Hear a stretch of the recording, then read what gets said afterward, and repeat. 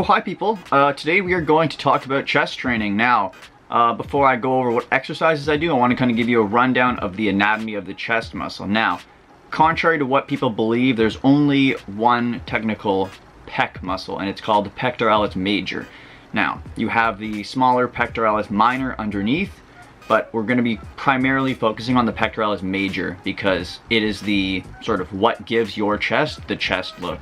Now, contrary to what people believe as well, there isn't actually more than one chest muscle. There are just regions of your pec muscle that you can target based on what exercise you choose. So the upper chest isn't a muscle, the inner chest isn't a muscle. You just have the Pectoralis Major, but varying hand position, exercise selection, as well as other things impact what part of your chest is primarily targeted. So we're going to talk about two different parts of the chest. Firstly, there is the sternal head, which is the portion that kind of connects to your sternum and then goes over to your upper arm. And that's primarily utilized in things like a flat bench or dumbbell bench press flat or horizontal flies, things like that.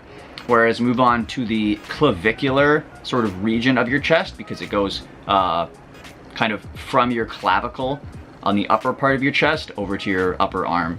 And pretty much the action of your pec muscles is to bring your arm in towards your body. So it's hard to kind of think of when you're doing a bench press, but it's almost like you're horizontally bringing your arm in towards the midline of your body, and that's the actual function of your pectoralis. So the clavicular region of your pec is probably going to be targeted most when it's in an inclined position. So something where you almost have your arm up in the air, because that's the way the fibers run on your pec muscle. All right, so as always, I do my upper body warm up for my shoulders and my rotator cuff and my elbows. So I do some scarecrows, some upright rows, move on to just some front raises, as well as some kind of rotation of my shoulder. Now, if this hurts you, please don't bother doing it. I just have built up some flexibility over the years to where I can warm my shoulders up this way. I do about 10 to 20 reps of all of these exercises, then I move on to some bicep curls and some tricep extensions to just get my elbows warmed up before I bench. Okay, so now I move on to my first exercise, and it's the flat barbell bench press. Now, initially, you see me putting 25-pound plates on the floor. This is so that I can put my feet on them and feel the most amount of impact and power, because without the plates, it's slightly too high of a bench. Now, I first start off with just warming up with the bar, so just 45 pounds, slow controlled reps, just trying to feel it in my chest and kind of like get my chest activated for heavier weight. Then I just kind of like pyramid up in terms of weight, so I'm over here with 95 pounds. Now, another thing to keep in mind is you want to have 6 points of contact when you're doing the bench press. So what you want is both of your feet, both of your shoulder blades, your butt, as well as the back of your head. You want those to all be in contact with the bench or with the floor to get maximal power and maximal stability. When it comes to hand placement, you see me put my hand just inside of the knurling. I find that for someone with my sort of shoulder width, this works perfectly for me, but feel free to either go narrower or wider than this is, but don't go too narrow. Now, next I start with my first working set. So I'm gonna be doing 5 sets of 5 reps here. So this is 185 pounds, slow on the way down, touch my chest and bring it back up. Don't bounce it, just controlled reps. From the front angle here, you see me go all the way down to my chest, get a full contraction and then press back up. And from the side view as well. Trying to keep the bar going as vertical as possible in a straight line. Okay, so the main reason why I do 5 sets of 5 reps for this is because as a natural athlete, you need to be constantly trying to increase your strength to then be able to lift more weight at higher reps when you go back to hypertrophy. So I found that doing 5 sets of 5 has really helped me kind of like find a happy medium between powerlifting and bodybuilding. And I like to do it on the barbell bench press because if I was to go heavy enough with dumbbells, to do 5 sets of 5 reps intensely, I'd have to be like trying to get the, I don't know, 90-pound dumbbells up in the air, and at this point, Fit for Less doesn't even have that much. Okay, so next you see me drop the weight down to a weight where I can pretty much do 8 to 12 reps on the flat barbell bench press. This is because I just want to build up a little bit more volume in terms of higher reps.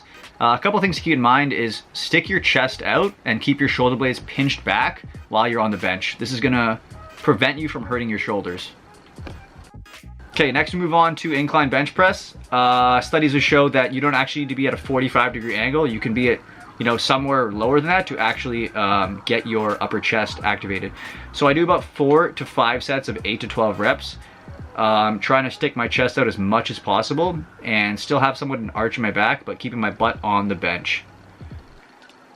Okay, once again, 6 points of contact with the bench and the floor, and to protect your shoulders, you can tuck your elbows in a bit more than you can on the barbell, because with your dumbbells, your arms are somewhat mobile and free.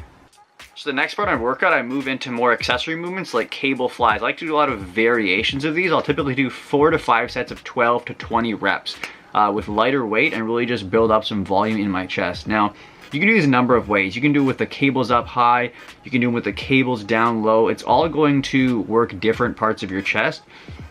As you can see, you want to stick your chest out and almost, you know, only get motion at your shoulders, bringing your chest together. Now, this is the thing I learned from the Guzman, actually, is if you want to target kind of a horizontal fly whilst kind of like taking your body out of it, you can sit on a bench like this and just kind of really isolate your chest without having to kind of lean forward or hold yourself forward with the weight if you weigh nothing like me. Okay, now my final exercise is just body weight dips. Now I like to do these at the end because I find that I really kind of can burn out my chest by doing dips. You can do them weighted if you want, but I just have always done them at the end like this. Now, first thing to keep in mind when you're doing dips is, see how initially here I'm somewhat upright? This is going to target a lot of your triceps and doesn't actually focus on your chest. To get your chest, see how I lean a little bit forward? I have almost a 45-degree angle of my body, and then I'm pressing downwards and pressing upwards with most of my chest, taking some of the strain off my triceps and my shoulders. Now, from the front angle here, you see sort of that lean forward, and if this hurts your shoulders, feel free not to do dips. But I truly believe that dips are a great upper body exercise for just your chest, your shoulders, and your triceps entirely. Now from the side, you can really see kind of the angle at which my body's at. Typically, if I was going to focus on my triceps, my body would be more upright, legs straight up. Oh, hi people, since we're doing the same format as last video on the leg training, I might as well just lie on this bed again and do my outro. So, just like last time, I forgot to talk about rest times. In terms of the 5 sets of 5, sort of the heavier barbell bench, anything like 2 to 3 minutes is good enough to kind of recover not only your muscles, but your central nervous system as well. That's super important when it comes to heavy lifting. Stuff in the higher reps, like the 8 to 12 stuff, you can get away with 90 seconds, 2 minutes if you need.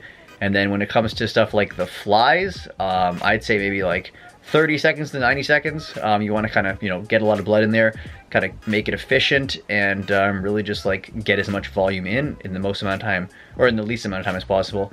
And then when it comes to the dips, honestly, if you're doing like as many reps as possible, like take as much rest as you need, and try to make each set count. But pretty much that's all I do for my chest. Keep in mind that a lot of guys should focus on incline, because when they want to build up their chest, we oftentimes neglect our incline, neglect our upper chest, and that's kind of what's going to really fill out our chest. So focus on incline, get stronger, increase volume, and if you're like me and your chest has been like just sad for most of its life, maybe train it on its own. I mean, I switched from a push-pull legs to a solely just a chest day because I needed to get the extra volume. That's all for today, guys. Tune in next time. I'm probably going to do a video on, I don't know, back training, shoulder training, arm training, something like that. But yeah, anyways, hope you guys have had a great watch. Apply what I talked about in this video, and let me know how your chest training goes. Since I haven't done this in so long, I almost forget how to do it. But yeah, peace, love, and tranquility.